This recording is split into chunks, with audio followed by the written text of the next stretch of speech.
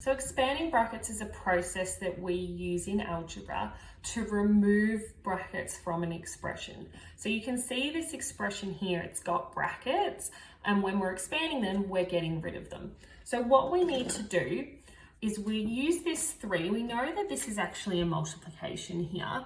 What we're going to do is we're going to multiply each term inside the bracket by the term out the front. So what we're going to do is we're going to go 3 times a, and then we're going to go 3 times positive 2 as well.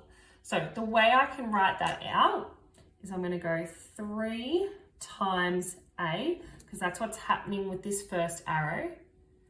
I'm going to put a plus sign because this is a positive 3, so it's plus 3 times, now we're going to do the second term, 3 times 2. You need to make sure you write this step when you're learning because it's really common for people to forget one of the components.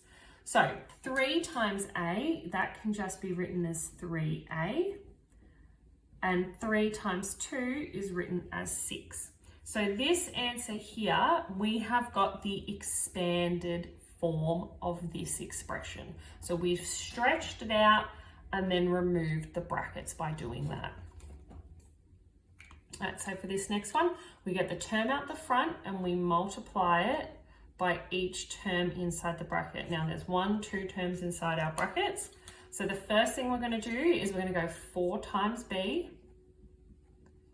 Then we're going to go plus 4 because it's a positive 4 times minus 7.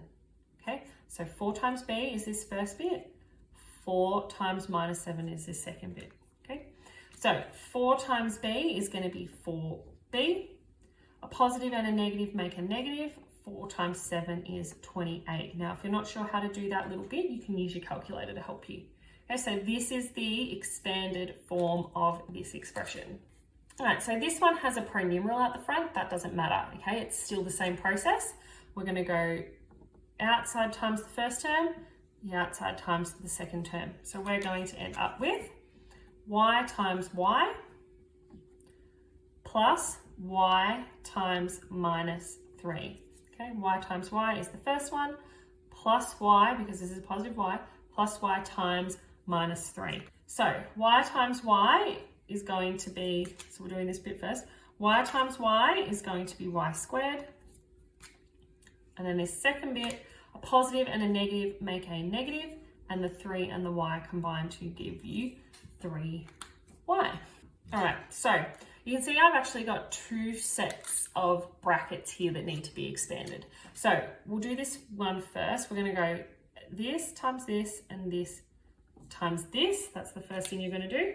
So you're going to have 4x times 2x plus 4x times minus 1. Okay, so this section here relates to this whole first section. Now I'm going to use a second colour. We're going to have negative 3 this time multiplied by these terms. So it's going to be negative 3 times 2x, negative 3 times negative 1. So you can see you're just writing down each of the operations. So this relates to that one. Okay, so now we can start to do our multiplications.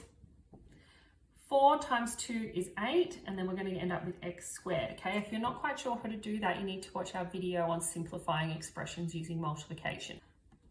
Positive 4x times minus 1 is going to be negative 4x, okay, because a positive and negative make a negative.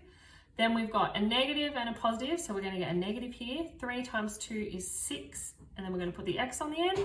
A negative and a negative make a positive. 3 times 1 is 3. Now that might have been a little bit like, for some of you, so you might need to go back and watch the multiplication video.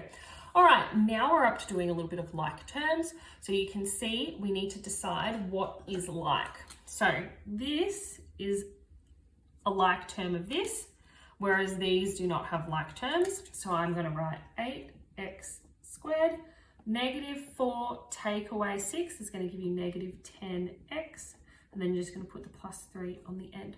That is a much more complicated one.